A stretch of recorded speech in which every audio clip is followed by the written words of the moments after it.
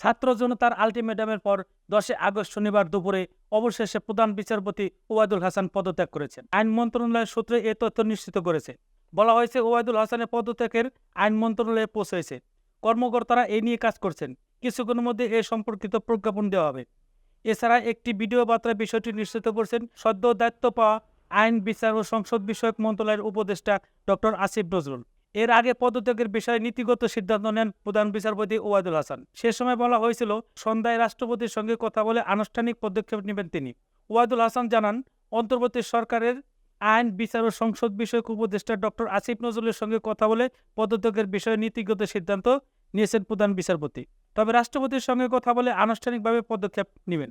এর আগে প্রধান বিচারপতি ওবায়দুল হাসানের পদত্যাগের দাবিতে আলটিমেটাম দেয় বৈষম্য ছাত্র বিরোধী আন্দোলন। প্রধান বিচারপতি সহ আপিল বিভাগের বিচারপতিদের দুপুর 1টার মধ্যে পদত্যাগের আলটিমেটাম দেওয়া হয়। শনিবার বেলা 11টায় হাইকোর্ট চত্বরের সমন্বয়ক হাসনাত আবদুল্লাহ এই আলটিমেটাম দেন। এ সময় শত শত শিক্ষার্থী হাইকোর্টের ভেতরে ঢুকে বিভিন্ন স্লোগান দিতে থাকেন।